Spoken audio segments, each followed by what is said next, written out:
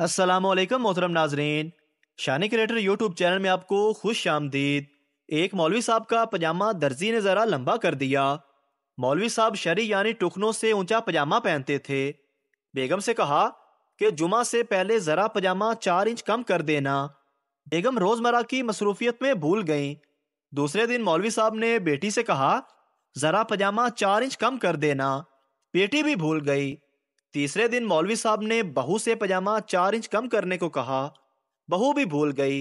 जुमे का दिन आन पहुंचा तो अचानक बेगम को ख्याल आया कि आज जुमा है और मौलवी साहब नया पजामा पहनकर जुमा अदा करने जाएंगे। उन्होंने अपने कमरे में ले जाकर जल्दी जल्दी 4 इंच काट कर बखिया मार दी और पजामा रख आई। कुछ देर बाद बेटी को ख्याल आया तो उसने भी पजामा 4 इंच काट कर सिलाई मार दी। इसके बाद बहू ने भी यही अमल दोहराया।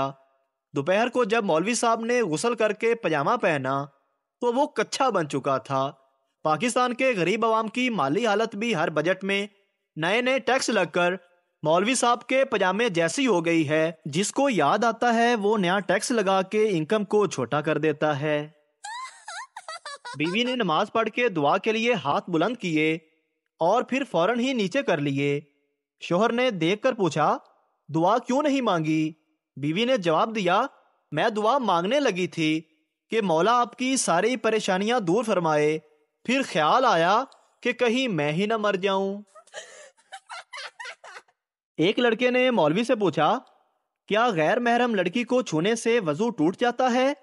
मौलवी साहब ने क्या खूब जवाब दिया कि सिर्फ वजू ही नहीं टूटता बल्कि कभी कभी दांत और हड्डियां भी टूट जाती हैं। एक मिरासी की बीवी को बुखार हो गया। उसका बुखार नहीं उतर रहा था। किसी ने मिरासी को मशवरा दिया कि मौलवी साहब से दम करवा लें। मौलवी रोज दम करने घर आ जाता। एक दिन मिरासी ने उस आदमी से कहा, अच्छा मशवरा दिया है, बीवी का बुखार तो उतर गया है लेकिन अब मौलवी पीछा नहीं छोड़ रहा। एक मौलवी लड़की से मोहब्बत करता था। रात को खेतों में मुलाकात तय पाई। मुलाकात पर मौलवी और लड़की बहुत खुश थे। लड़की ने मौलवी से कहा, आज मैं बहुत खुश हूं, आप आज जो मांगेंगे मिलेगा। मौलवी ने कहा, अपने अब्बा से कहना इस बार कुर्बानी के जानवर की खाल मेरे लिए रख देना। पप्पू, अब्बा जी, मुझे कल अपना हमसाया कह रहा था कि मुझे अब्बा कहो, मैं 200 रुपए दूंगा। अब्बा, तुमने क्या कहा फिर? पप्पू, मैंने कहा मैं इतना बेगैरत नहीं हूं कि 200 की खातिर तुम्हें अब्बा कहूं। अब्बा खुश होते हुए, शाबाश बेटा शाबाश।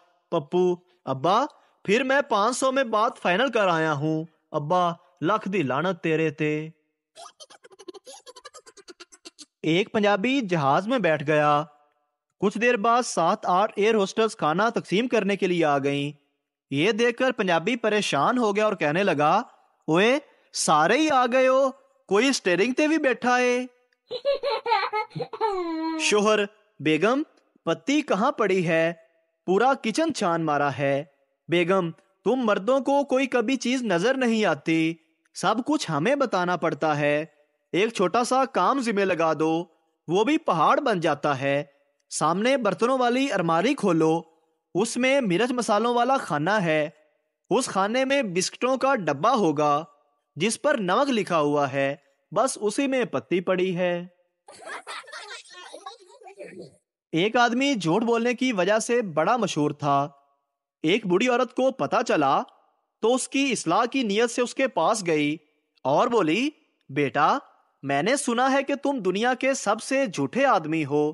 आदमी बोला, दुनिया को दफा करें जी, मैं तो आपको देखकर सख्त हैरान हूं कि इस उम्र में भी ये हुस्न, ये जमाल, ये दिलकशी। बूढ़ी औरत शर्माते हुए बोली, हाय अल्लाह, ये दुनिया वाले भी कितने जालिम हैं, अच्छे भले आदमी को झूठा कहते हैं। बाप, तुम्हारा पेपर कैसा हुआ? पप्पू, बस पहला सवाल छूट गया। बाप, अच्छा और बाकी? पप्पू, तीसरा मुझे आता नहीं था, चौथा मैं करना भूल गया, पांचवा मुझे नजर ही नहीं आया और छठा सवाल पेपर की पिछली तरफ था, मैंने देखा नहीं। बाप गुस्से से اور دوسرا سوال پپو معصومیت سے بس صرف وہی غلط ہوا ہے۔ ٹیچر کوئی ایسا محکمہ بتاؤ جہاں عورت کام نہیں کر سکتی۔ Pappu fire brigade. ٹیچر وہ کیوں؟ پپو کیونکہ عورت کا کام آگ لگانا ہے، بجھانا نہیں۔ کسی نے ایک پنجابی کی بیوی کو اغوا کر کے اس سے 10 لاکھ روپے کا مطالبہ کیا۔ اگلے دن اس نے عورت کی انگلی کاٹ دی اور پنجابی سے کہا اگر وہ پیسے نہیں دیتا تو ہم اس کی ساری انگلیاں کاٹ دیں گے۔ اس پنجابی نے اسے لکھا کہ میں اسے 10 روپے نہیں دوں گا جب تک آپ اس کی زبان نہ کاٹ دیں۔ ایک لڑکا سڑک پر بھیک مانگ رہا تھا۔ ایک عورت نے کہا تمہیں شرم نہیں آتی؟ تمہاری عمر کے لڑکے کو اسکول جانا چاہیے۔ لڑکے نے جواب دیا وہاں بھی گیا تھا مگر کسی نے ایک پیسہ بھی نہیں دیا۔ ایک میراثی چھپ چھپ کر سگریٹ پی رہا تھا۔ پیر صاحب نے دیکھ کر غصے سے اسے پوچھا عاشق علی تیرا روزہ نہیں؟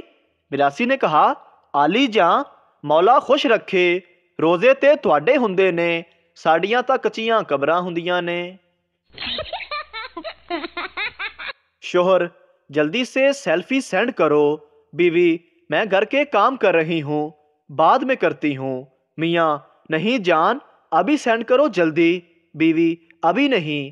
میاں پلیز جلدی کرو نا۔ بیوی شرماتے ہوئے آج میری اتنی یاد آ رہی ہے؟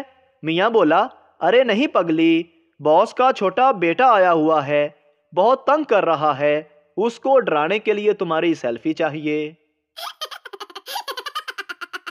ایک بار مرزا مسکین کی محبوبہ نے مرزا سے کہا دوسرے عاشقوں کے برعکس جو محض اپنی محبوباؤں سے یہ کہتے ہیں کہ ہم آسمان سے تارے توڑ لائیں گے یا فرتے جذبات میں آ کر آسمان سے چاند اتارنے کا وعدہ کرتے ہیں، آپ میرے لیے کچھ ایسا کر سکتے ہیں جو حقیقی بھی ہو اور ان سے بڑھ کر بھی ہو؟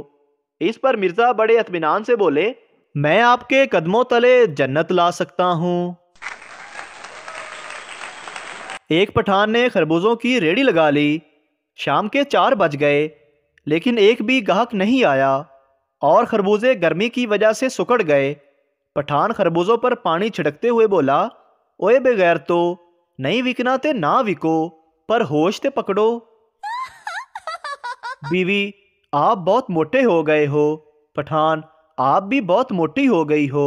بیوی میں تو ماں بننے والی ہوں۔ پٹھان میں بھی تو باپ بننے والا ہوں۔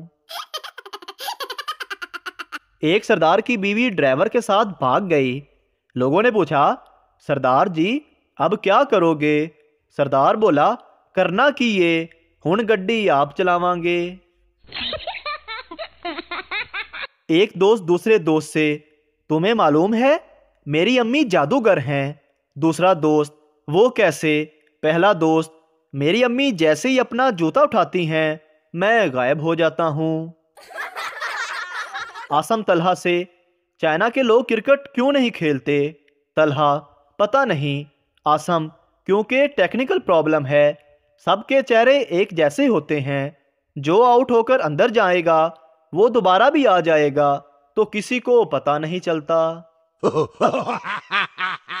ایک چھوٹے بچے نے اپنے والد سے پوچھا ابو کیا ہم ہوائی جہاز کے ذریعے اللہ میاں کے پاس پہنچ سکتے ہیں؟ باپ ارے اللہ میاں کے پاس تو کار میں بھی بیٹھ کے پہنچا جا سکتا ہے، شرط یہ ہے کہ کار تمہاری امی چلا رہی ہوں۔ بیوی جیسی تم ڈرائیونگ کرتے ہو موت کا فرشتہ بھی ساتھ ساتھ سفر کرتا ہے کہ آنے میں کہیں دیر نہ ہو جائے۔ شوہر اور شام کو جب تم کھانا پکا رہی ہوتی ہو تو شیطان میرے ترلے کر رہا ہوتا ہے کہ تمہیں اللہ کا واسطہ بسم اللہ پڑھ لینا نہیں تو مجھے کھانا کھانا پڑے گا۔ ٹیچر مرغی ہمیں کیا دیتی ہے؟ شاگرد گوشت اور انڈے۔ ٹیچر شاباش، اب بتاؤ بکری کیا دیتی ہے؟ شاگرد دودھ اور گوشت۔ ٹیچر اب بتاؤ بھینس ہمیں کیا دیتی ہے؟ شاگرد چڑ کر بولا روز ہوم ورک دے دیتی ہے۔ ایک دوست دوسرے دوست سے یار کوئی بھی کام پرفیکٹ نہیں کرنا چاہیے۔ دوسرا دوست، وہ کیوں؟ پہلا دوست، کیونکہ بعد میں وہ آپ کی ڈیوٹی بن جاتی ہے۔ اگر ویڈیو اچھی لگی تو ہمارے چینل کو سبسکرائب ضرور کریں تاکہ آپ کو اس طرح کی اور مزاحیہ ویڈیوز فوری ملتی رہیں۔